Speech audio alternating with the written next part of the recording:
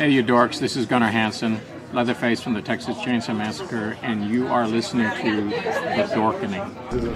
Hi, I'm Brian Johnson, and although you probably accidentally stumbled across it and have no idea why you're watching it, you are in fact watching The Dorkening. Hello, this is Tom Kenny, voice actor, the voice of the Ice King on Adventure Time, and SpongeBob SquarePants. Ah, meow. Oh, Gary the Snail, too. Hey, guess what you're filling your eye holes and ear holes with? The Dorkening! Oh, I love the Dorkening. Very popular in Ooh. And Bikini Bottom. Hi, I'm Lou Ferrigno. You're watching The Dorkening. And you know what? You don't like me when I get angry, so don't get me angry. You better keep watching The Dorkening. Hey guys, this is Felissa Rose, and you're watching The Dorkening. Hey guys, it's Courtney Palm. We're shooting Death House, and you're watching The Dorkening. This is Anthony Michael Hall, and you're watching The Dorkening. Stay tuned. My friend's going to show you what entertainment's all about, baby. The Dorkening.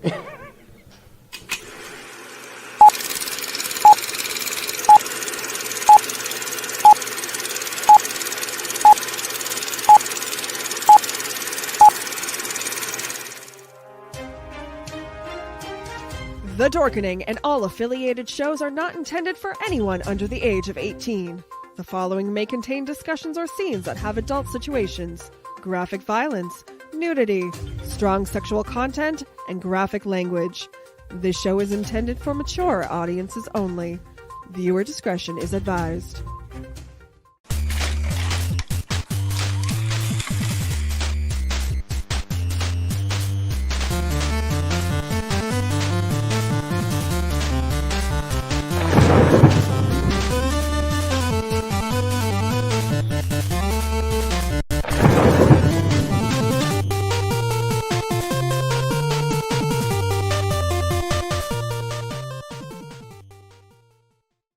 Rise and shine, my sinners. When Father Evil starts his day, he gets a little deadly. Deadly Grounds coffee has the richest, smoothest flavor you'll find anywhere. It's sinfully delicious. Once you go deadly, you never go back. Order yours at getdeadly.com. Coffee's so good, it's scary.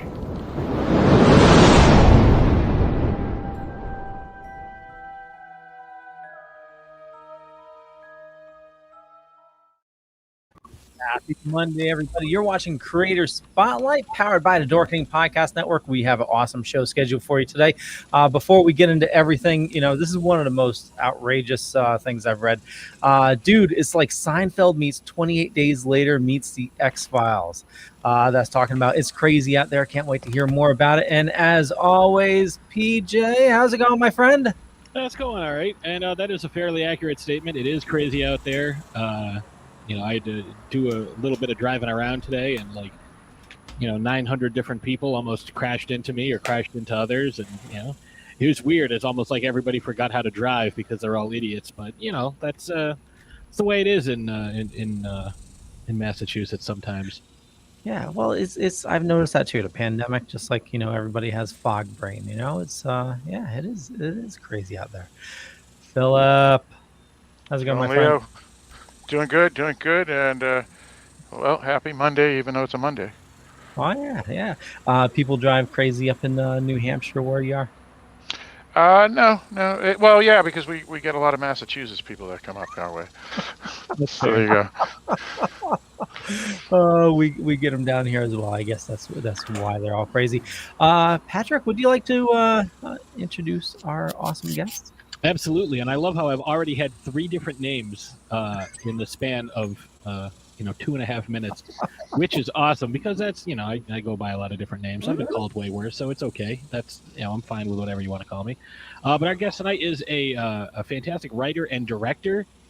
He is heavily involved in things being crazy out there, and also it's not weird, but he does need your dolls. Our guest tonight, Mr. Marc Morales. Mark, how you doing tonight? Good, guys. How are you? You're doing all right. Thank you for having me here. Glad you were able to join us. Yeah, thank you. So yeah, I read that. What's with the clowns? Not the clowns, the dolls, the dolls. Okay, so all right, so here it is. So we're making a movie. We start shooting in January. It's called 521 North Main Street, and we'll talk about it more about later. But actually, that's the address of the Clown Motel, and it's a real place in Tonopah, Nevada. You can look it up. If you guys want to interview the owner, I can hook that up for you. Oh, that'd be awesome, yeah. Yeah, he's pretty cool. And we were supposed to shoot this film last year, but COVID got in our way.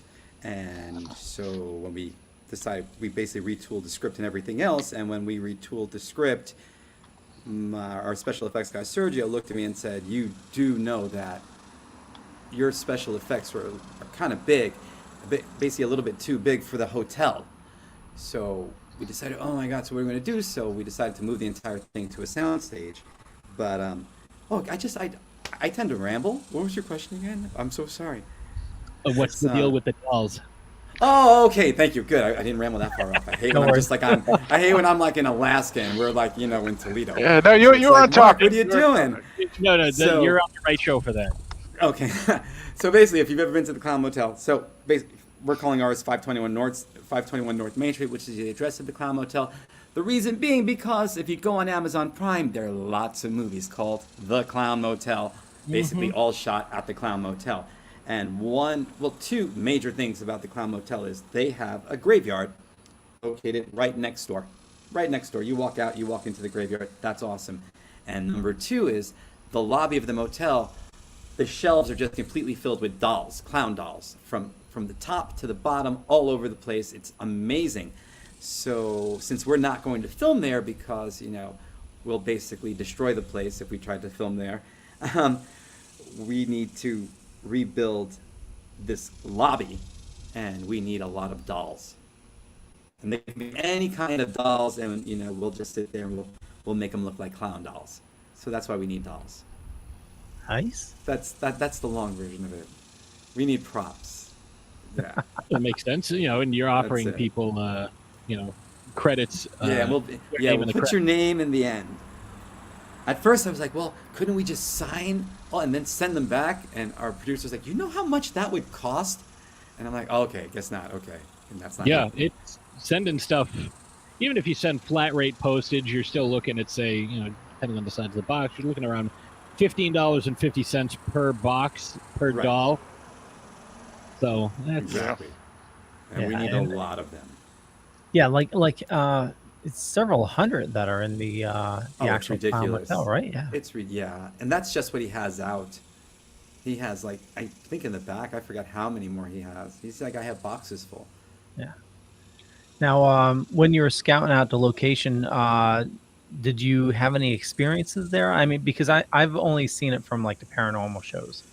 I had heard about it, never been there, and I was living in Jersey at the time, right before we moved out to Texas, so we're trying to save some money, and my girlfriend, every once in a while, she would have to come to work in Texas for at least a month, and then she'd drive back, so I would always have this downtime, and I have a huge theater background, and I have a lot of plays and stuff like that, and I'm a published playwright, but I'd never written a screenplay before. So I'm like, I wonder if I could write a screenplay. I have all this downtime, no one's here to talk to. Let me just see if I can write a screenplay.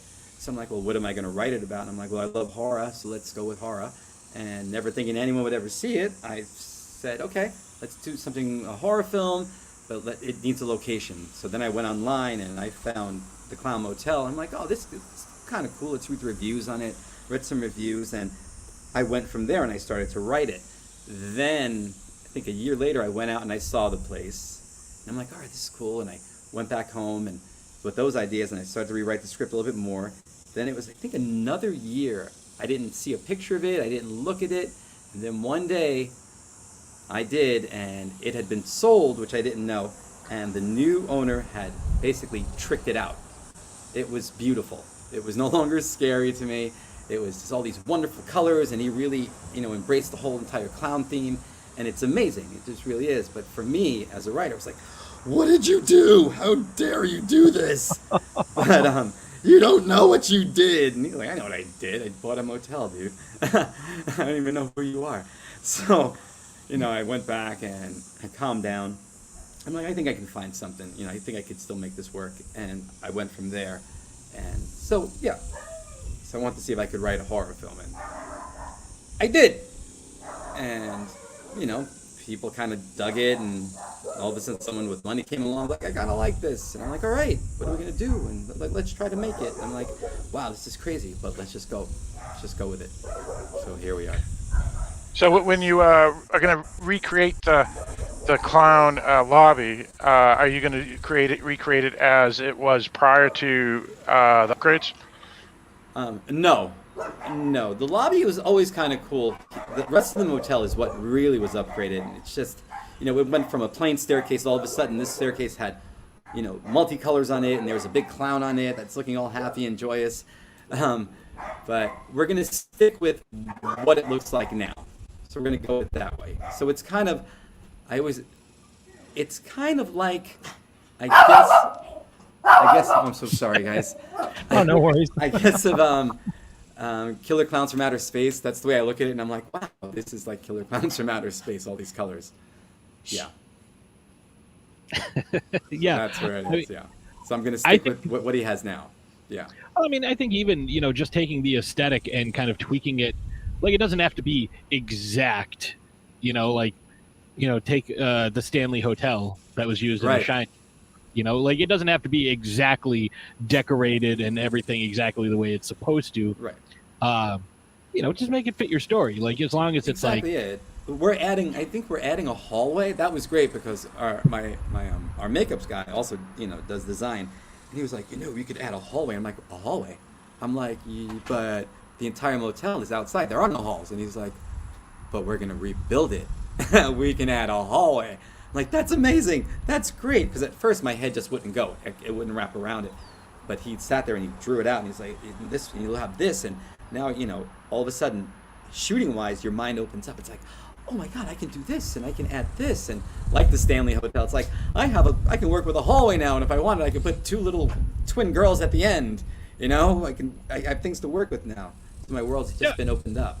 So yeah, so it's kind of cool. We're just making it just a little bit bigger than what's there now, so we can pull off the effects. Yeah, I mean, and that makes sense. You want to, give yourself enough room to do what you need to do. And again, no one, I mean, I'm sure there's somebody that's going to look at it and be like, oh no, that's slightly wrong. That's only 8 1/4 feet tall. It should be 9 2/10. It's like right, exactly it. Yeah, but we're really going for practical effects. We're trying to stay away from the CGI, so we're trying to do things like, An American Werewolf in London, or The Thing. John Carpenter's The Thing. So we have a really great makeup guy. So it's like, why not try all this? But we needed the space. Because he's talking, we could have something curl out of the ceiling. I'm like, what? He's like, yeah. And I'm like, I didn't know that. He's like, if we build it, we can do anything. So I'm like, all right, I'm sold. Let's build. Let's build. Nice. Now, are you going to try to focus on the outside of the building as well? Because obviously you mentioned there was a cool cemetery, and I've looked at pictures of both the hotel and that cemetery, and it seems like a really good location. If you're not going to film on site, do you have a place that would work for it? What we're doing? No, actually, we did try to find, but we couldn't. But we do have permission from the owner that we're going to shoot the exteriors. We're sending someone down to shoot exteriors, and then we're going to green screen it here. Oh, very nice. Cool. Yeah, that's great. That makes a lot of sense. You're that way. It's like where like you said, this motel is in Nevada. Where are you shooting? We're shooting in Texas. Okay, all right. That's what I thought you said. I just wanted to make sure that's where. I mean, I guess you could, maybe certain parts of Texas you can make it look like. But if you would think, right? You would think it's the mountains. You can't find the mountains. That's what it is. So we were floored. It was just like, because we thought it'd be easy. I'm not from here. I'm from New York. So we've been here for 4 years. So I'm thinking, well, it's the West. We're out west. We'll find it. And then you go on a map and it's like, oh, this is pretty flat. I did not know this. And yeah, there's a lot of stuff in the Midwest where it's like, oh, what's the outstanding geological feature? Right. The horizon. Exactly. And then you do find the one place, but then it's like, oh, it's about 7 hours from here. And it's like, okay, so how many people do I have to take? And then you have to get a hotel. And then the reason why, everyone goes there because it's so beautiful, so all the hotels are really overpriced in that one area. So it's like, oh my God. So yeah, it's crazy. And I had no idea about the soundstage until my DP, director of photography, was like, you do know we can do this. And I'm like, and it'll look okay. He's like, it'll look great. It'll look great. I'm like, just as long as it doesn't look shitty. Can't have shitty. I said, I don't want to be that guy watching the movie going, that sucks. That sucks. Look at that. That's so fake. Whatever. I said, because I will be that person. He said, so we can't look like that. He's like, we got it. Don't worry about it. So, Indeed. That's it. Now, for folks who are listening and watching this episode, why don't you let them know the general premise? Like a IMDb 4-sentence thing. Not to give away any. Quick synopsis. Yeah. So basically, 521 North Main Street, the film, is about. They're not even ghost hunters. It's a group of people. They're friends at this point. I like to call them friends, just like Joey Chandler and and then they become a ghost hunting team. But they know they're never gonna find ghosts. They're good with that. But they feel the secret to reality television, whereas you throw away the script and you just film everything, and then later on in editing you just cut it all up and you got a great show. So it's just basically about these friends that go out looking ghost hunting, so they say. And they go to different places. Like they talk about going to New Orleans at one point, and they're like, "Yeah, remember the time we went to the New Orleans and we were investigating the LaLauria mansion and we found that great jambalaya recipe." So they're good with finding a jambalaya recipe instead of ghosts. So wherever they go, they'll find something, but they're not promising ghosts. So they end up going to the Clown Motel like every other ghost hunting team has been, not thinking they're going to find any ghosts, and they end up conjuring up these 3 demons, who come in the form of 3 clowns. And they're actually transported to an alternate reality, which looks just like their normal reality, but they don't realize this until they try to leave the premises, and they end up walking in circles. So they're pretty screwed. I like that type of storytelling. Yeah. You don't know that you're in a place that you have to leave until you try to leave, and it's like, oh shit, I can't. Right. I mean, now, it's basically it's the Evil Dead, it's Hellraiser, but my Cenobites are clowns. So there you go. They don't look as cool. There you go. Now let me ask you this: are the group of 3? You said there's 3 folk. Is it boys and girls, or is it adults, teenagers, and also are they doing like a social media presence that they do their little thing, and so we're gonna see part of that as well? So the Entity Explorers, yes, that's the group. There's more than 3. I'm sorry. They're 3 demons, aka clowns. Okay. But they're 5 Entity Explorers. Yeah, and they're led by a former 1980s B horror scream queen. But she was actually in just one direct-to-video horror film that no one ever saw. So she leads the team. And yeah, they're on their 7th episode, and they're huge on YouTube. They're big. They're up and coming. So yeah, they're definitely all about social media. And we do get to see their POV also. So, we get to see what they're looking at times, too. So we're going from, a handheld to just regular film footage as well. Oh, nice. Yeah. So some in black and white, and then, just regular film in color. So kind of like the paranormal shows that. Yeah. But it's kind of more leaning towards the movie side. Like, you're gonna walk away going, there shouldn't be a sequel because it wasn't a found footage type of deal. They just incorporated it. But you never know. There can always be a sequel. Sure. No one's gonna find the camera at the end going, oh, we need to watch this footage. What's on this? Yeah. Yeah. See, I like that type of thing where, because I watched the Paranormal Activity stuff, and I was like, all right, the first one's pretty good. And it's like, oh, yeah, but it was the haunted Coke machine the whole time. And, it's like, all right, you guys are just trying to milk more money out of this. It's like, let it. You don't have to make everything into a cinematic universe.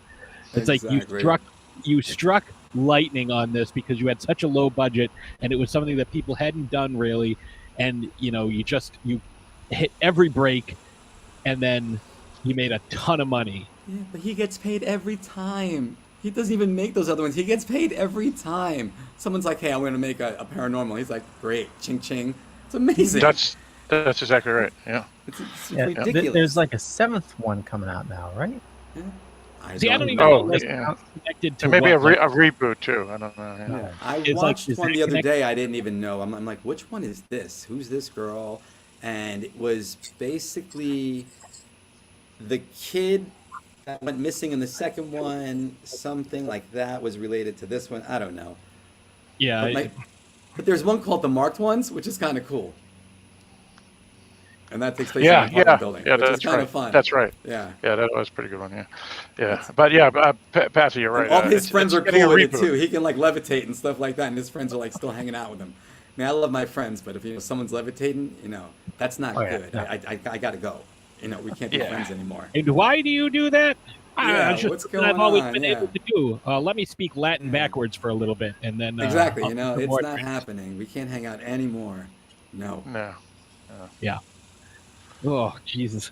If you can end up at my bedroom window, levitating in the middle of the night, we're not friends. No.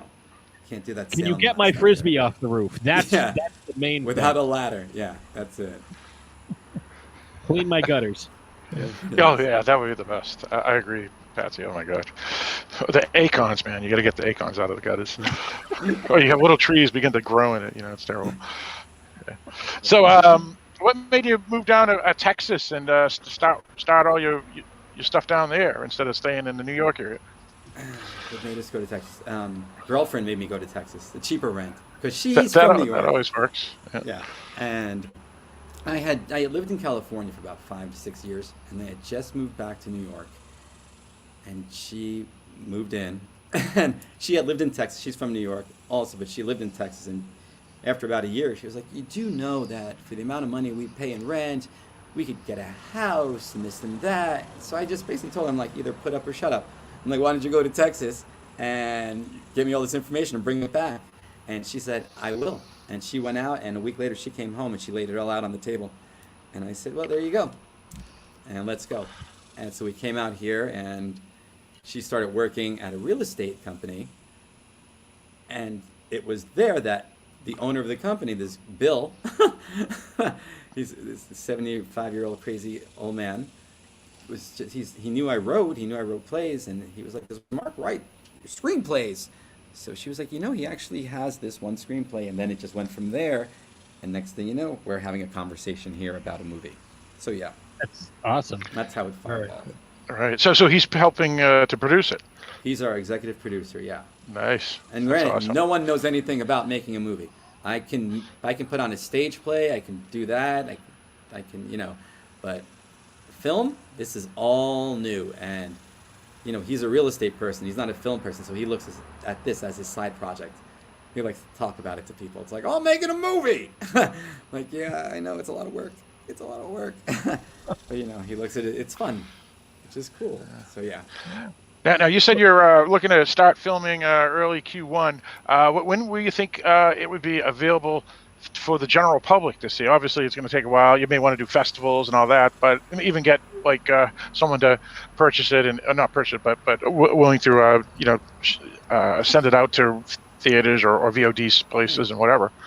So, like I said, I know nothing about film, so I can say, oh, it could be out this date, and my DP would go, what are you, nuts? No, that's not possible. So I'm guessing possibly around the summer of 2022, because we start January the 4th, and it's a 17-day shoot, and I know we're going right into editing right from there.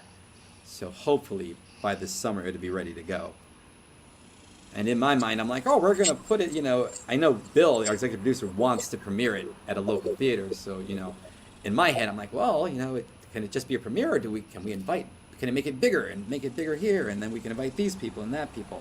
So yeah, it's good that I don't have money, because I would spend it very quickly on silly things. So yeah, it's good that he has it. Yeah. Well, I mean, if you're looking summer of 22, might want to push it back just a couple months, get it out for the October release. See, but I don't know, because I'm old, so I always remember things coming out in the summer.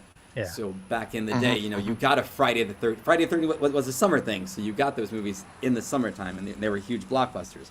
So I don't know, I like going old school, but once again, I'm old, and sometimes it just doesn't work. But it makes me feel good. Well, I mean, you can always do like the premiere, you know, start sending it off to, you know, various, you know, festivals and whatnot. Like, there's a whole lot that goes into this. Right. For me, I was like, we could sell it to Amazon, and then everyone started yelling, like, "What? You just don't limit yourself." And I'm like, "Oh, okay, stop yelling. I didn't know." From what I understand, distribution's probably the most difficult part of any of it. Yeah, and there's companies that will definitely help you with that. You know, it's you know, getting in like into Redbox and Walmart and whatnot, Right. and then VOD. And from what I've been hearing, actually, Tubi pays better than Amazon. Really? Yeah, Amazon pays you like fractions of a penny or something like for like each minute, and Tubi it actually has a better payout from what we've been hearing from indie filmmakers. Ooh, I'll check this out. Yeah. That's awesome. Yeah, a lot of people moving to Tubi, and it's free too, which is awesome. You know. Yeah, we watch it all the time at my house because the kids love a lot of the stuff that's on there. So. Oh, all yeah. right. Yeah. Yeah. Now let's hear some stuff about your play work. You said you put on productions and not play, but stage work, I should say. Yeah. Give us some of that information. What the listeners know all about that. Oh, I used to run a theater company with Kerry O'Donnell. It's now Kerry O'Donnell Doterio. I believe that's her last name now. And it was called Edge of Insanity. We were running it out of Horse Trade Theater Group out of New York, and which was on East 4th Street. It's still there. It's run by Erez Ziv. Giving them a shout out. And which he runs the Frigid Festival now, so it's a winter thing, and you know, it's plays during the winter. It's pretty cool. And we started with our company there. We were a resident company, so basically we worked in trade. So we would get theater time, and we would help build sets and, you know, do office work and things like that.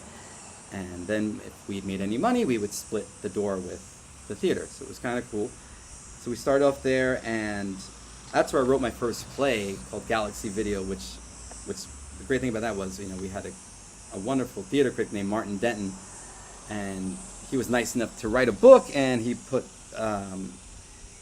Galaxy Video, he published it in that book, which was great because then someone from the University of Northridge in California bought the book, saw the play in there, and they made a phone call to me and said, "Hey, we want to do your play." So I'm like, "Oh my God, let's go to California and go see it at Northridge." And then a few other schools in other states picked it up, and they were starting to do productions of it as well. So that was the first one. Then after that, it was just, I think maybe 4 or 5 different plays, everything very indie. And then I moved to California. For what reason, I have no idea, but I guess just to grow a little. And then I wrote another play in California, and I took that back to New York, and I did it in New York. Then I went back to California, and then anyway, I end up back in New York, then Jersey. I write the movie 521 North Main Street, and here we are. There it is. That's the whole rundown. Nice. Yeah. So sorry. Oh, no, don't be sorry. Awesome conversation. Hey, that's why we're asking you these questions, man. We want to get your answers. Like, you're answering the questions we're asking, you know, like that's, okay. That's the whole point. Yeah, and our show is very laid back, so it's just, you know, it's just awesome conversation. So on your what is it, High Five and Ants production? Yeah. So you have It's Crazy Out There. It's crazy out there, yeah. So tell us about that. It's crazy out there. Like I said earlier, 521 North Main Street, the movie we're doing in January. We were supposed to do it last year. Like everything was ready to go. It was a whole nother crew, you know, a different cast, some different cast members, and a different script also. But we were going, and COVID came, and then we weren't going. So I was stuck in the house. I guess I was upset, which I don't know, I shouldn't be, but I was upset. I'm like, oh, we're gonna make a movie, and I was feeling sorry for myself. So then I said, I can't just sit here, I need to write something. So I decided to write in my mind at the time, it was a web series. I'm like, it'll just be a web series, and I'll call it It's Crazy Out There, because that's what I'm feeling right now. And I said, let's make some rules. And one of the rules was, what was my rule? It could be no more than 30 pages. Each episode couldn't be no more than 30 pages or no less than 15. Something like that. I think that was the one rule. And if I could get as crazy as I wanted with the writing, as long as I could always justify it. That was something else. And I would have to keep the core characters all the time, but keep on expanding out and out and out as far as I could, and keep building up the rest of the cast as much as possible, which each new episode. So I ended up writing 3 episodes of it, and like I say, we have no film experience whatsoever. So I'm like, okay. So we ever get the chance to make this movie, 521 North Main Street, I'm going to need some experience. So I took the first episode of It's Crazy Out There, which was, I think, 20 pages. And we ended up getting a small crew together and borrowing some money from the bank. And we shot this first episode without telling our executive producer from 521 North Main Street, because we wanted to surprise him. So we made this episode, then we went and we told him. He got upset. He said, why didn't you ask me? We said we wanted to show you what we could do. So he's like, well, we want to make some more. And at that point I said, I'll make more if we can figure out a way to try to sell the product after we're finished with it. So then we came up with a plan of shooting 2 more episodes, getting a total of 3. Then our DP stepped in and said, let's do this. Let's take the 3 episodes we shot and make 1 long trailer with all 3 episodes and try to use that as a selling device. So that's what we did, and basically that's where we are right now. So, okay, we're trying to sell it. I did grab your teaser off of Facebook. Would you mind if I play it? That one? Yeah, that's not the original that's the original teaser, but there's a newer one that's better. That's only 1 episode.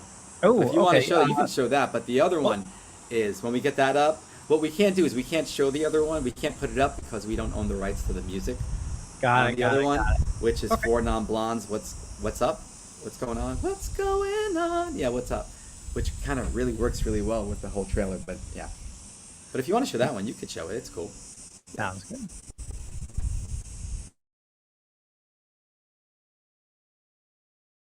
Hi, I'm Doug. Doug! Hey, Doug. Getting an early start? You let your guard down for 1 second and you're dead. Like the pizza delivery guy on the news. You know, he delivered more than just pizzas. He delivered smiles. I don't really give a shit, man.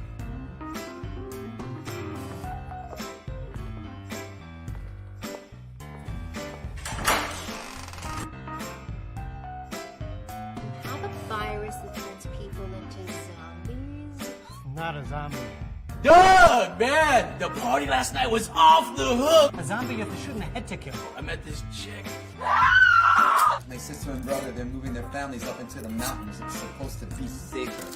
As long as they got a ton of marbles. Nice, man! Unless you've been living off the grid the past few years. I'm sorry, man. Don't fucking judge me. I got it on the amozon.com. What the fuck, man? Right there! You come in here, you want to just act like you're so sorry on Jeff. Exactly what I'm talking about, Sasha. Gosh, how can you eat that crap? Oh, it's good. Hi, I'm Doug.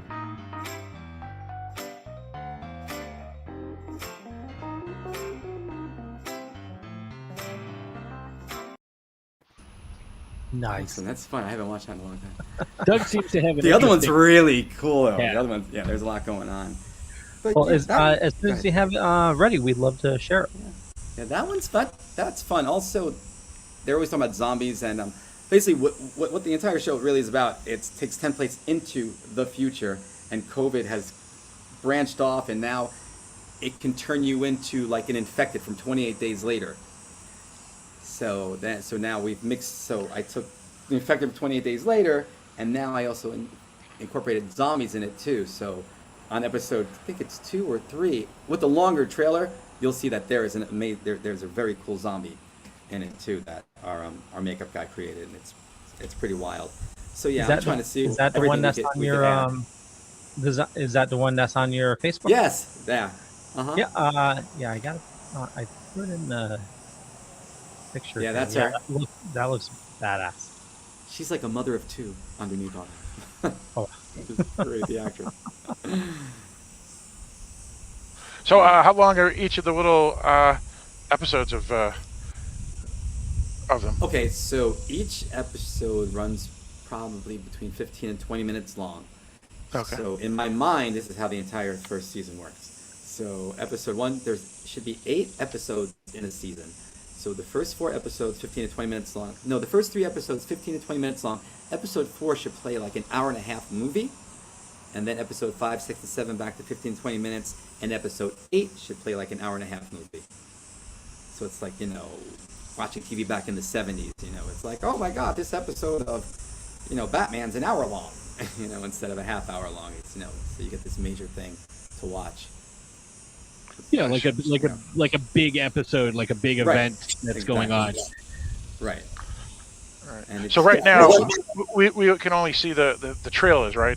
Yes, you can only see the 3 episodes. Yeah, and that's about it until you decide. Right. Gotcha. Episode 1 is just about cut, but we want to see what we can do with it first. And if we can't sell it, then yes, we'll put it right up on the website and let everyone see them. Right. Because they're fun, and we did really great work on them. They're amazing actors. Some of the actors from It's Crazy Out There are in 521 North Main Street. Like Doug, the guy that plays Doug, Darren's in it, and the guy that plays, the guy's like, what's his name? Nice! That guy, and the guy's eating the pizza, he's in it as well. So yeah. I mean, that makes sense. It's very typical that directors will work with the same actors over and over again, especially if... Well, that's it. Especially, if you understand them and they understand you, and and you work well together, and they get your writing, and they find all the right beats without you sitting there going, well, it should be read. It's like, yeah, why not? It's like a quarterback finding like the perfect receiver. It's like, I can just throw it and there it is. It's working. Let's not mess with this. Yeah, that's a great thing we found about indie productions. They become like small families that move from production to production. Well, you want an ensemble. It's who else works that way? David Mamet, works that way, or we can go to what's his name, Paul Anderson, the guy who did Boogie Nights. If you look at a lot of his movies, pretty much you'll find William in there, and some of the same people always connected. Yeah. But he's part of that David Mamet family also, because so is Macy. They're all connected and intertwined. Kind of cool. That's right. Very cool. Nice. So, what are some of the movies that you drew from for your writing and your production? For 521 North Main Street? For anything in general, when you're sitting down to write, what's what are some key movies that you really find you like to draw from? Well, for 521 North Main Street, that was, like I said, there's Hellraiser in there, and it's The Evil Dead. And there's definitely, some An American Werewolf in London is in there too for the humor. That if it was a recipe, I'm like, those are the ingredients for 521 North Main Street. It's got to have a little bit of horror and a lot of humor, and then other things. But for it's also when I was writing 521 North Main Street, what I had on all the time on a binge was The Sopranos. I would just let The Sopranos run, which was weird, but it was background noise. What was I working on the other day? And I just let Frasier.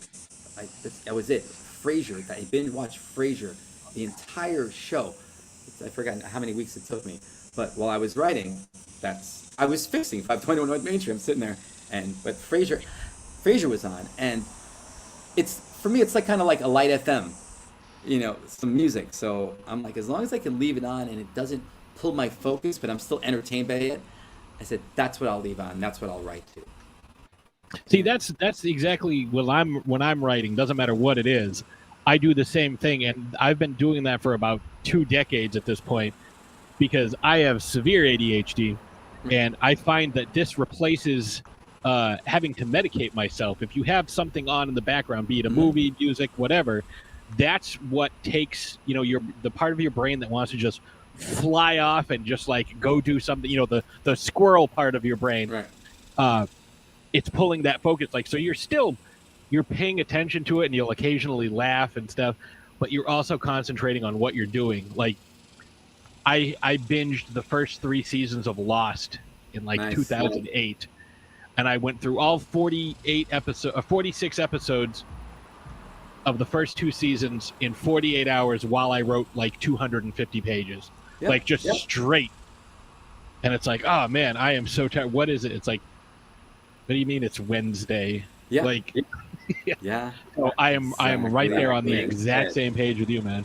It's crazy out there. It wasn't so much watching other things. It was just music for that, because I sat in the office and wrote that every day.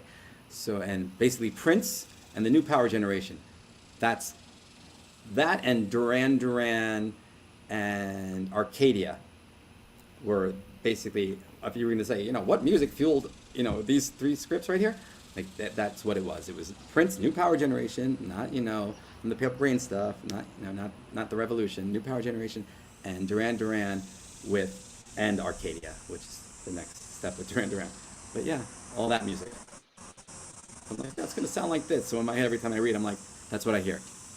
So what I would direct it to, that would be a thing. Like I would direct and sit there, and in my head, I'm bopping, going, this should be the feeling. What do you do? And I'm like,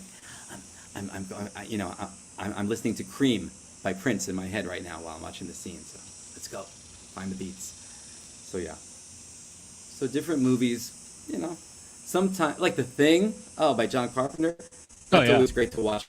If I'm writing and it's late, like after midnight, that goes on. If it's on, if it's on demand, it's on. And that's just a good 2 hours of fun right there. I can just stay on and I can get lost and just writing that. The Office is another thing. The Office without commercials. It can't have commercials involved. I could sit there and leave The Office on all day and write. It's ridiculous too. It's comforting. It's like comfort food. It's like friends, having friends around, which is kind of sad.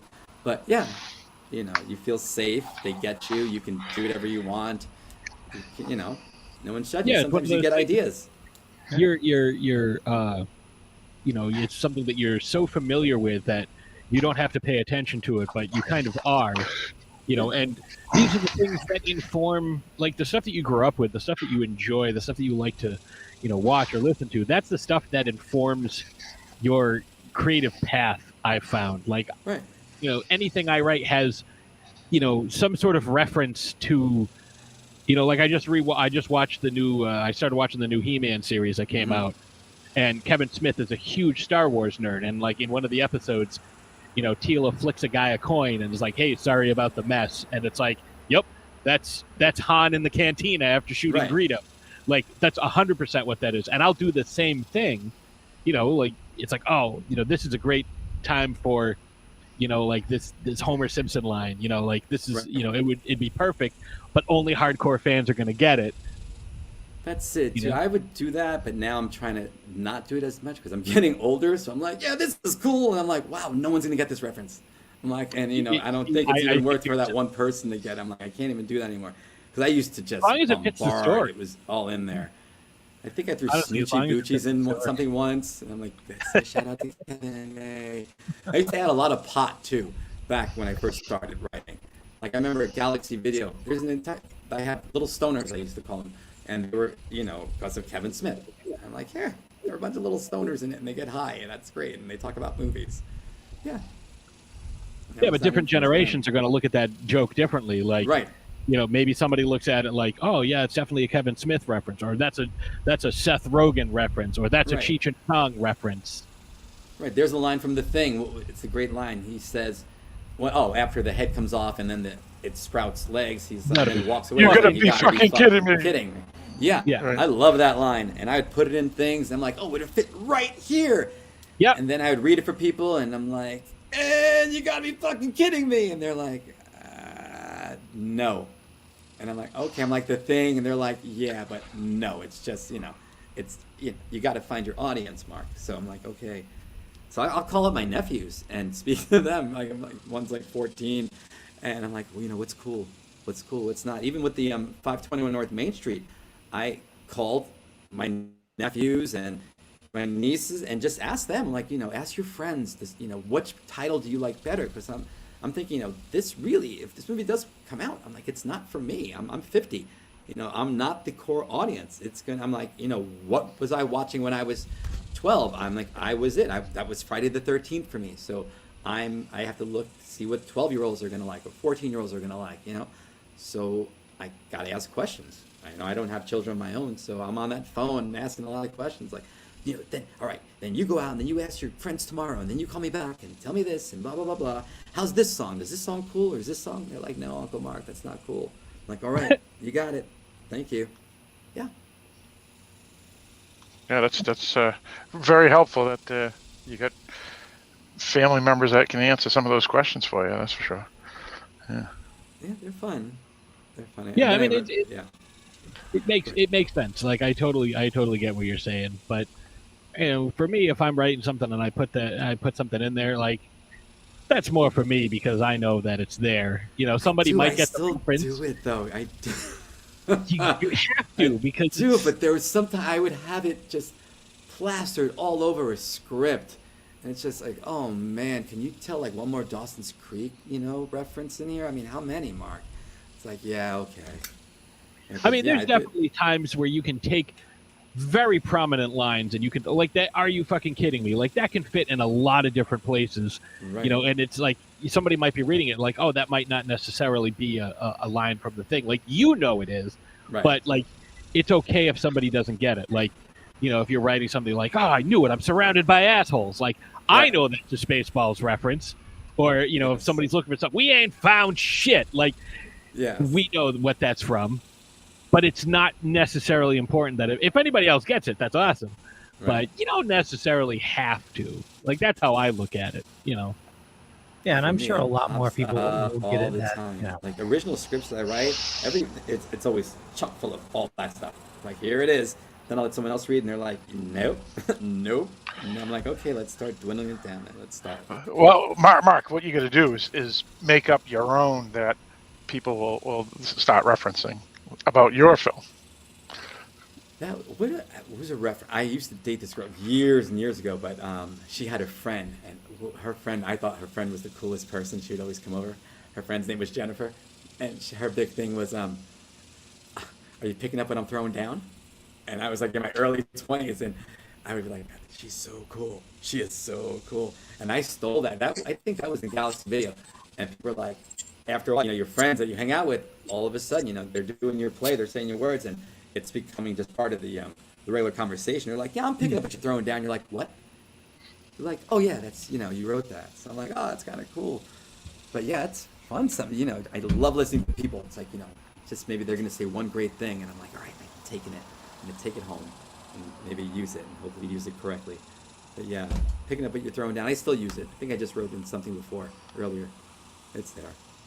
Well, I mean, you have to. Everybody likes to put their own, signature on there. There's always, pretty much everything you watch, that is or read. There's, an homage or it's a love letter to something that inspired them because, you kind of want to like give that nod. It's like, oh, I'm a huge Stephen King fan, and like, oh, maybe I'll set my story in Maine or whatever. It's just like, this is a little nod, in case they ever read or see or hear this, they'll be like, oh, this person must be a fan, like, right. Who knows, like, look at everything Tarantino does. Right, exactly.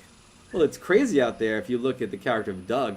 Well, in the one episode, he's wearing, the Stephen King Rules shirt, and that's from Monster Squad. Oh, yeah. That's the first thing I noticed. Yeah, I'm just like, oh, he's going to do this. Every episode he'll have something. I think in another episode, if you really look at the shirt he's wearing, it just looks like a regular camp T-shirt that you get from a camp, but it's an actual Camp Crystal Lake. I think it says 1980 Camp Crystal Lake. Well, I saw the Vote for Pedro shirt as well up on the wall. Yeah, I saw that one, yeah. I'm like, what can I get away with? I'm like, what's copyright infringement? So I'm like, let's see. So I took, there's a character, I don't know if you saw it in the trailer, that, the two pizza people are talking about that got killed. So basically, it's Pedro, the character, what's his real name? I forgot. But basically, when all of this disease broke out, he couldn't be in any more movies, so he became a pizza delivery person, because pizza delivery people, it's crazy out there, all delivery people make very good money. It's because, there's a high risk to it, so they get paid very well. So his character becomes a delivery person and gets killed. So that's why they have the Vote for Pedro shirts up there. If you could see the picture clear, it's his picture. I blew up his picture and put it on the wall. And then they're basically, all these candles, and there's like a little altar to him too, that you can see better during the episode. But yeah, it's like I Efron, look at that's his name, Efron Ramirez, I believe that's his name. Yeah. If you've ever watched, say, Hot Fuzz or Shaun of the Dead, like there's non-stop references. Like Hot Fuzz, there's one where it's like, oh yeah, this lady just had twins, Roger and Martin, Roger Murtaugh and Martin Riggs. Yes. When Sean tries to make the reservation, the name of the place is Fulci's. Like there's just non-stop, zombie references throughout the entire thing. Like that's the type of stuff I'm talking about. Like you put these little things in there. It's like there's no copyright infringement. Because it's somebody's name. Yeah, like Patsy, we just talked a week or two ago with the guy that is working on a Silent Hill film, and that video game they name all the streets after famous horror writers. So it's so you're awesome. Right. Our characters in 520 North Main Street, if you look at their full names, they're all named after famous horror directors. There you go. That's exactly what I'm talking about. Like this is where like you said, it's got a little bit of Hellraiser. It's like, oh, so this character's name is Clive. It's got a little bit of stuff like that. So it's as you're writing, as the stuff that's inspiring you. Right, and it keeps me on track. Also, it's like, okay, so I'm going to name them after this person. So really, the person I'm naming them after, what are they like? I have a character that in 521 North Main Street, like I said, we retooled that script. So the script we're going with now, I changed a character's name to Brooke. And a person working on it now who just signed on, her name is Brooke. So one of the producers like, should we just change the name? Like, no, we're not kissing ass. The name is Brooke. Is that from Poltergeist or something? No, it's from Jaws 2. Lisa, okay. What is her name? She played Angel. Also, in that movie, I don't know if you remember Angel. She was an A student by day, and then she was a hooker by night. Oh yeah. I got Lisa that on Wilkins. Blu-ray, I think that's her name. Right. She was in Jaws too.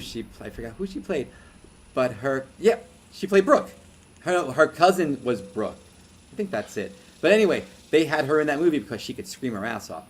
So that's a shout out to her. So I'm like, there you go. So yeah, useless piece of information. Sorry. Right. No, I mean, I have to say, I love the title. Oh, thank you. It is 521 North Main Street? Yeah, that is a great title, dude. It's awesome. Yeah, so I mean, like you said, you didn't want to be Clown Motel or anything, and just that the address of the place is as awesome as anything. So why not use that? I'm just hoping no one takes it before we start. Right. No kidding. Yeah, hopefully not, because that's awesome. Yeah, and it definitely sets itself apart, because like you said, there's how many movies that are Clown Motel, Right. Yeah, and generally, and generally, when you have an address in a horror movie, it's usually like 666 Satan Street, Right. I don't find clowns scary. I just, honestly, I don't. I'm struggling right now because we were going to have them on the poster a little bit, too, and I'm like, I don't even know if I want that now. I just don't find them scary. I think clowns are creepy. Now, it is the exception because it has like this, it had a book. I mean, Tim Curry did it back in the day too, so it had all this wind behind its sails. But I think, just clown movies in general, they're just not scary. Like, I think clowns are creepy, but as far as being scary, like, that doesn't scare me, Rosemary's Baby, that's a scary thing for me. Damon from that's scary. Jason on a Good Day, that's scary. But, just not clowns. So I think when people see or hear clowns in a title or they see it on a poster, immediately just like, I'm not going to see that. Not because they're scared, because they're just a little bit weirded out by it. It just puts them off. I don't know. That's actually Pauly Shore movie. Pauly Shore came out with a movie. Now it's like, I don't know if I want to go see it. But back then, nothing bad against Pauly Shore. I think Pauly Shore should just stick with the comedy club and. Oh God, he should write a movie about comedy and talk about all the comedians that were in the Comedy Store. But that's a whole nother project. Wait, Pauly Shore did a clown movie? No, he owns the Comedy Store now because he's using that as an analogy that if the film had Pauly Shore in it, you wouldn't want to watch it. I wouldn't see it. He did do something recently. I mean, I don't know if he got paid for it, but I know, Leo, you're not a sports guy, but at the beginning of every Las Vegas Golden Knights hockey game, they have someone crank up like this air raid siren, and one of the games during the playoffs, they had Pauly Shore there. Nice. It was like 2 days after they had Gene Simmons, and it's like, they followed up Gene Simmons with Pauly Shore. It's like, you're in Vegas. You can't like lean out the window and spit and hit somebody that's a little more relevant. Right. Doesn't Gene Simmons own that team? I bet you Pauly Shore probably. He might be a part of. Ari's just big in Vegas. Doing the comedy circuit, like you said. Mark. Actually, so they have Carrot Top. They could have grabbed Carrot Top. There you go. They could have done it together. What the hell happened to Carrot Top? He's like in Vegas. Now. What is that? Yeah. What the hell? What happened to him? What are you saying? He's jacked. He's like really? Joe Piscopo big. Joe Piscopo back in the day. One day he was skinny, and he turned around and was like, "What the hell happened to Joe Piscopo?"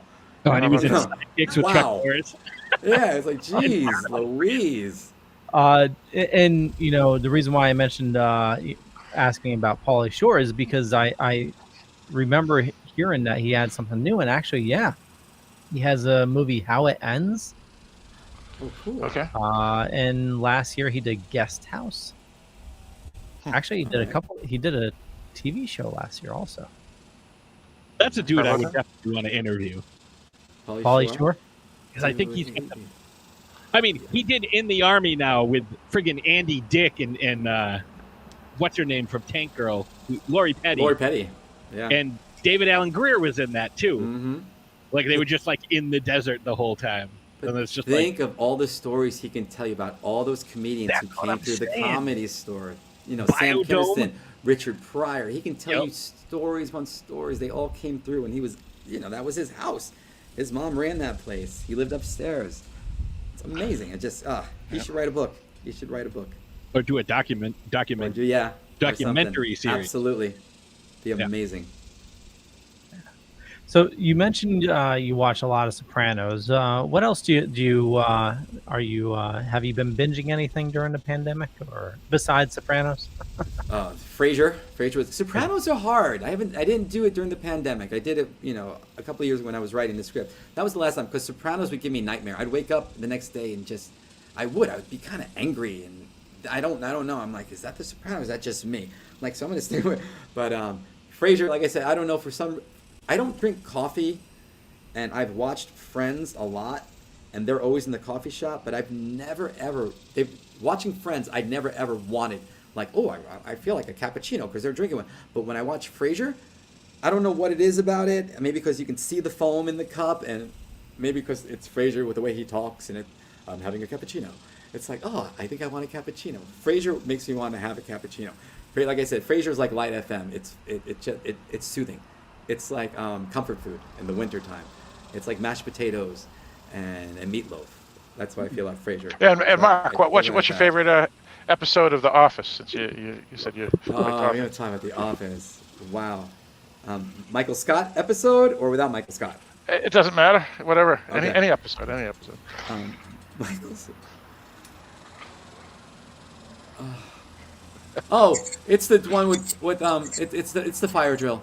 It's the one when Dwight locks all the doors and and all hell breaks loose. Stanley has the heart attack. And Stanley has a heart attack. And Michael comes running out. That's his head, and he's yelling, and then they throw the firecrackers, and Andy says, "That's right." The fire's and shooting Andy at screams us. out, "Yeah, the fire's shooting at us!" Like, oh my god. There you go. That's my favorite episode right there. And then when the executive board is ripping into Dwight, Michael slowly moves over to the other side of the table. He goes the other side. When he looks out the window at one point, he's like, "Oh, that's the city. Right. It's just the city." Yeah, that's right.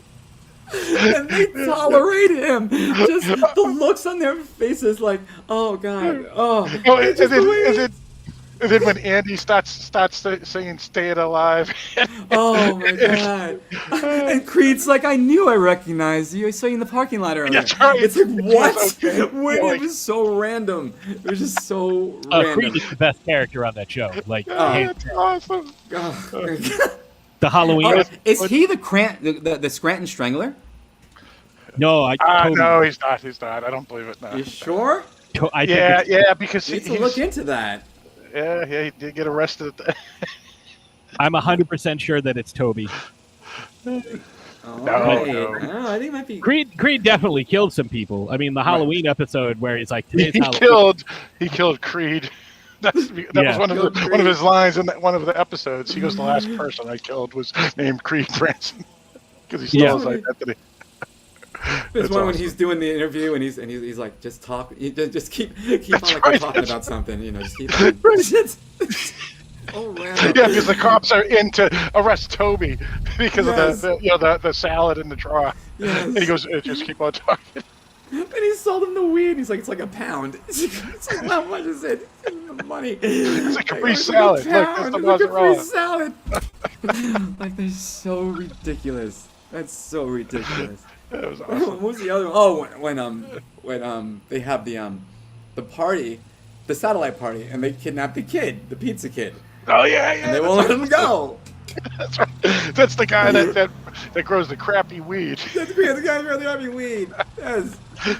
How about when what does a bean mean? What does a bean mean? When they're putting the beans down on the pictures to give the raises. Yes. Yes. Oh my god. Hey, Kevin's in the background. Bean? What does the bean mean? That's right. Dude, just to get off the subject real bit, staying with John Krasinski, have you seen A Quiet Place 2? Yes. Yeah, I'm not awesome. a fan of Quiet Place, but Quiet Place 2, I am sold.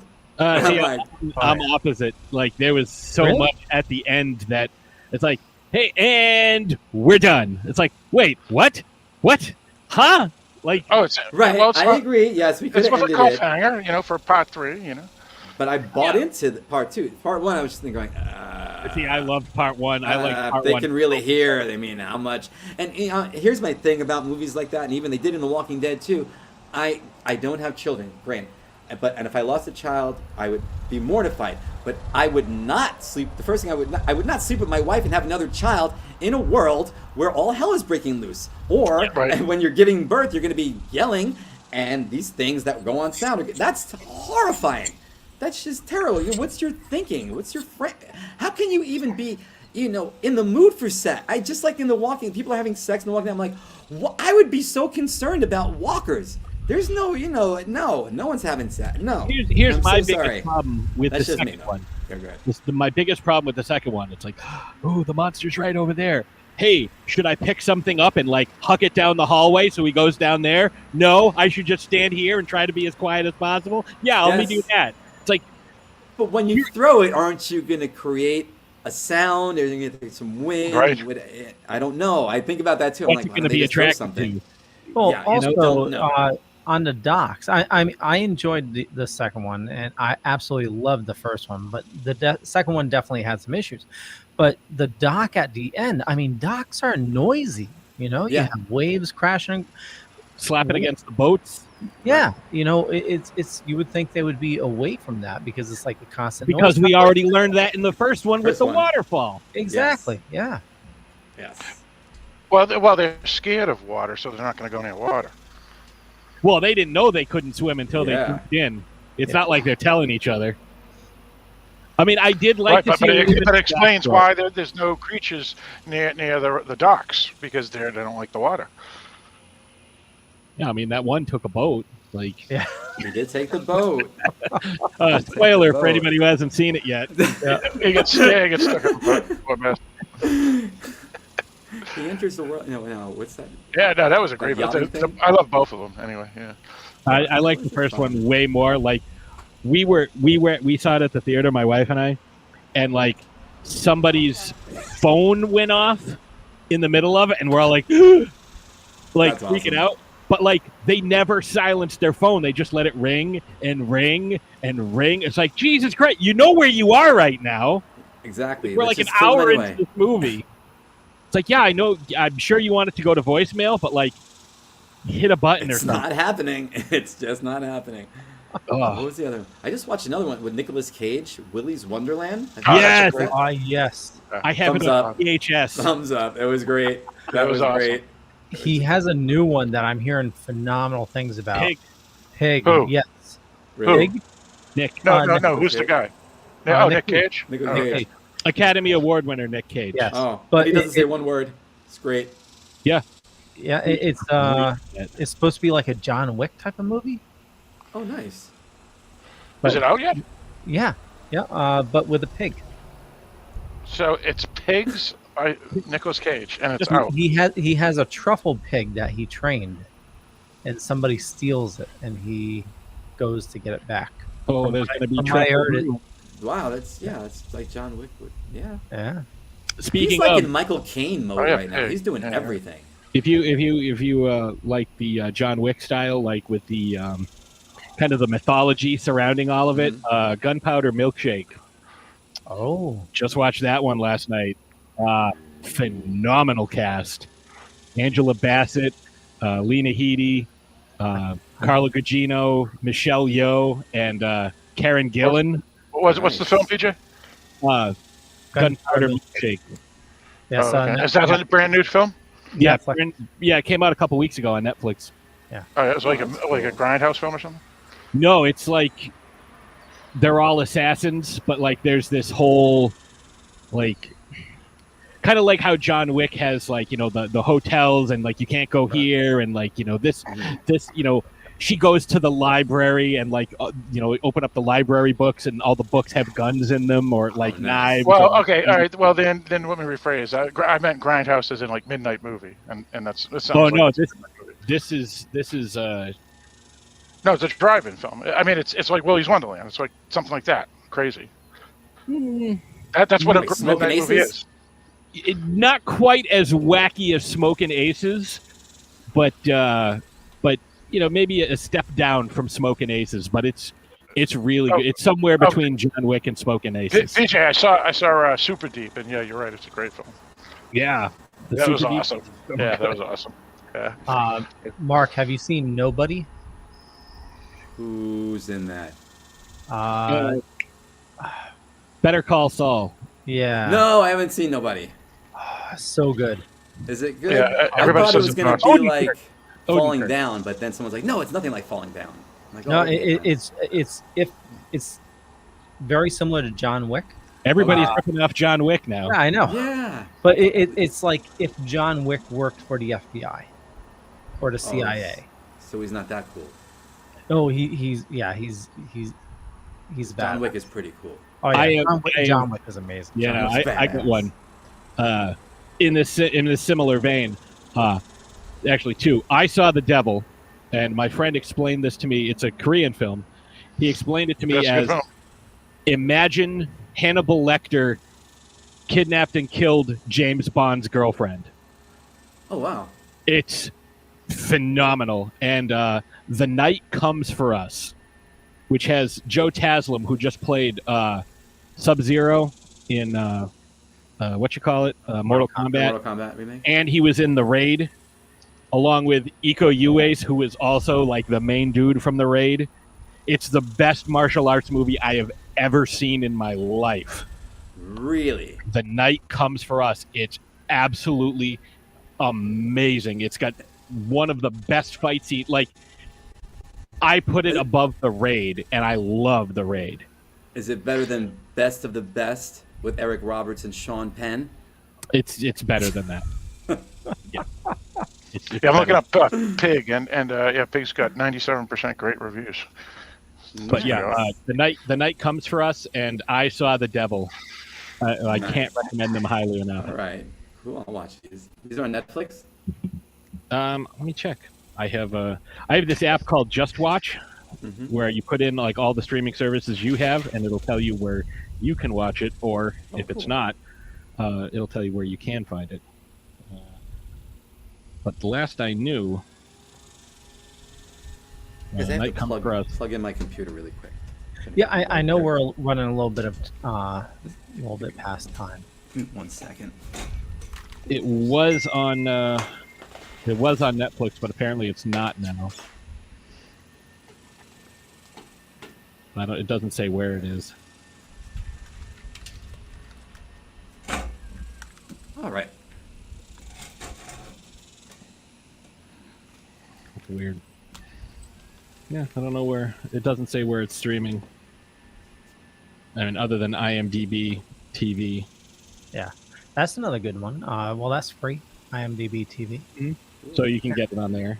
My girlfriend turned me on to, and this is weird because she's not into horror films, but she was like, "You ever hear of I think it's the Wendy theory?" Wendy. What the hell's the Wendy theory? What is that? Isn't that the chick from The Office? Her spin-off show that she made? No, look it up, guys, when you have time, and go on YouTube, Wendy theory, or Google it, and it's about The Shining and how Shelley Duvall's character is basically making all of this up. Interesting. And then they point out all these different things, like, see right here, the chair. There's a chair here in this scene. Then in the same scene later, that chair is missing.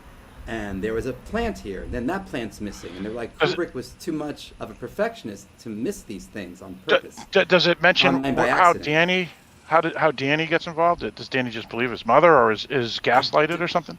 I don't know. I didn't finish. I was like, oh my god, this is just too much for me to watch. Yeah, the Wendy's theory. I gotta check that out. I know there's the scene where he's running, Nicholson's character at the end chasing Danny, and they're out in the freezing cold, but he's breathing, and there's you don't see the moisture coming from his mouth. You don't see anything, and apparently that's addressed too, because I asked my girlfriend because she had finished watching the whole. She's like, yes, they addressed that also. I'm like, that's kind of cool. So yeah, it's long too. It's 40 minute little doc on YouTube. Yeah, I'll have to check that out. I never heard it before. But I Saw the Devil is streaming on Fubo, Hulu, Roku, Tubi. It's free on Tubi, so there you go. Cool. Nice. Yeah, I saw that. It's so good. It's so good. I think back when I used to rate and I would give ratings to movies. I don't do that anymore, but I used to. I think I gave it a 97. Out of 100? Yeah. Nice. Why don't you give ratings anymore, Patsy? Just curious. I just it got too difficult for me to just be like, right, because you're comparing it with older films, and yet this is better, but I'm giving it a lesser grade than the older film. There's a lot of different criteria. It's like, you know what? I recommend seeing this. If you like X, Y, and Z, you will like this. Right. That's how I do it now. Even if I don't like something, I tell people, I'm like, it's just me. I'm like, you might like it. You might dig it. So go see it. Yeah, it's like if you like, yeah. If you like, suspense and horror and psychological type stuff, throw in some, martial arts, this is something that you would definitely enjoy. Right on. And which film is this again? I Saw the Devil. Yeah, you gotta make sure though you have a lot of time because it's a Korean film, so it's like 2.5 hours, 3 hours. Yeah, just heads up. But it feels like it doesn't feel like it's 3 hours. It's so. No, smooth. but I mean, you just gotta make sure you have the time. Yeah. That's what I mean. Yeah. I Saw the Devil. Cool. Yeah. Definitely check it out. Well, I know we ran a little bit on time. I apologize for that. So, Mark, where do you like people interacting with you on social media? Right now, there's Facebook. I have an Instagram. There's Instagram also. But, if you really want to just reach out, you can get us at high5enhanceproductions.com. Right there for now. If you want to reach out, you can leave comments, ask questions. We'll get back to you. Not a lot of people do it, but hey, sometimes they do. When I'm checking my email, I'm like, hey, I'll answer someone. Someone sent me, they wrote pizza. And I'm like, I'll answer that. And I wrote back, is good? I don't know. But I'm like, hey, whatever you write, I'm going to try to answer you back. So there you go. And we got all your links in the show notes up above or down below, depending on where you're watching or listening to us. So you don't need to rely on your memory. Just go there and click. Philip, where do you like people interacting? Yeah. Folks can go to darkdiscussions.com, which is a all movie and genre website. It's been around for over 10 years and has numerous podcasts. The latest episode will be called super deep, based off of the movie, based off of Patsy's recommendation. So we did an episode on that comes out later this week. Awesome. You can find me best place probably throwdownthursdaypodcast.com because we're always adding new stuff. I have an article I'm working on. I've been working on it for a couple of weeks. It's going to be going up. It's because Disney now owns Marvel and Star Wars. You know, it's like, and they've coming out with the What If series. What if they decided to hide the Infinity Stones by giving them to various Force wielders? So who would get each Infinity Stone and why? Ooh, Very cool. I like that. Oh, this is the follow-up to the who could wield Mjolnir. So, you know, maybe Disney sees this article and, you know, puts out another Simpsons episode based on this one too, since they keep stealing all my ideas and making them into animated shorts. Wow. Oh, nice. Yeah. In my article, I said that Lisa Simpson would be worthy of wielding Mjolnir, and 3 days later, the short comes out where she becomes Thor. Wow. Yeah, so a little suspicious. I mean, they have the budget and the ability to. I mean, it's like South Park. It takes them 6 days to put out an episode. Right. You know, you think Disney could do it in 3? I think they could do it in 3. You want something really cool? Watch the movie Troll from the early 1980s. And That's a great film. Yeah. Well, and, not really. And find the You know Harry what I mean. Potter connection. Oh, really? The main character's Interesting. name is Harry Potter. His son is Harry Potter Jr. Yes. There's a troll. There's magic. Yeah, there's a whole thing on the. I found this out the other day. I was watching it for the first time. Interesting. I'm like, did he just say his name was Harry Potter? And then I checked. I'm like, this is 1980 something, and Harry Potter came out in here. I'm like, let's go to the internet, and sure enough, so much. That's so much. You want to see a Lawsuits, great everything. one? The Mary Poppins went to Hogwarts theory. Nice. Mm-hmm. I'm down for that. That sounds Yeah. cool. I'll buy into that one. Yeah. Oh, That sounds why cool. wouldn't Yeah. you? Like, that's 100% believable. All right. Speaking of Star Wars, real quick, so there was a guy that deep faked Mark Hamill into Mandalorian that ended up being a lot better than what Disney did. They ended up hiring that guy. So They do that. And a picture, they're promoting a picture of it was a fan picture, but Luke Skywalker with baby Grogu. So I I saw that, yeah. Maybe something's in the works. Maybe He's got a gig. Fingers crossed. Nice. Fingers crossed. And for me, just Google Leo Pond. You'll find a bunch of stuff. Could be true, could be not. But more importantly, follow these awesome people. I got all the links in the show notes. And I run a little thing called the Dorkening Podcast Network. Almost 40 shows on the network. A lot of awesome people doing a lot of awesome stuff. And with that, catch you guys later. Bye.